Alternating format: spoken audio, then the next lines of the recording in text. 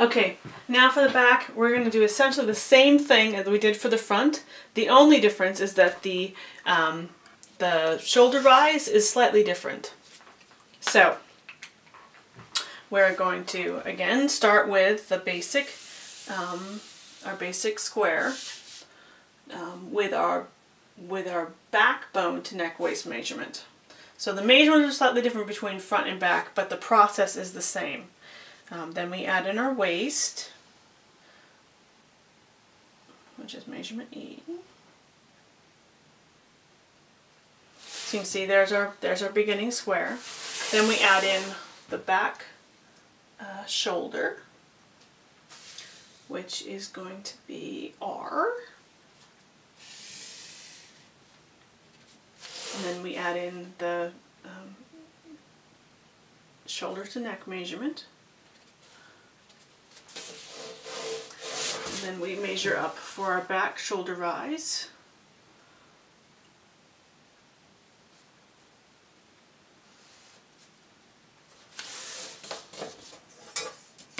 And then draw in the shoulder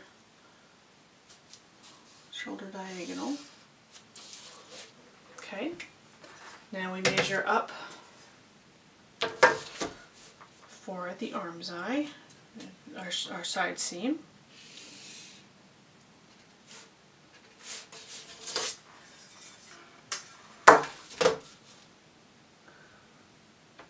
Measure across for the chest.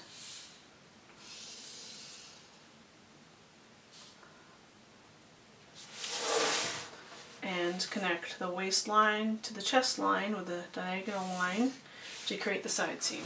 Alright, so now we just measure in 1/2 inch from the shoulder to the edge for the arm's eye. And we draw on the arm's eye. And we draw on the back neck. Now, one thing you do need to do before you finish is you need to measure the front, you measure the back line, which is 6 1/4 for me, and we need to measure the front line, which is going to be 6 1/4. One of the reasons you do move in the edge,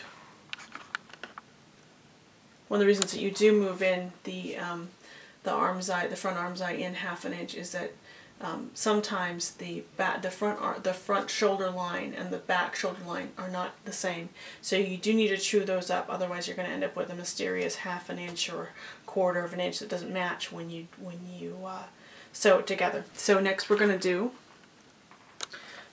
just add in the seam allowances to the back so that we can sew up, mock up a toile for fitting.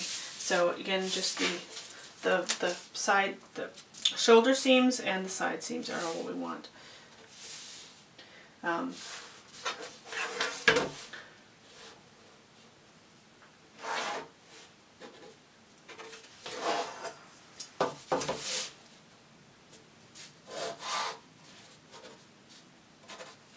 Now, I am going to add a seam on the center back. I'm going to add a seam allowance here on the center back because I have a very curvy back and I like a nice well-fitting back. If the back's not fitting right, then it will create wrinkles.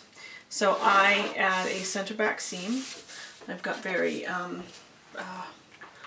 got a little bit of a lower sway back and some prominent shoulder bones, shoulder blades. So I'm going to add in a center back seam.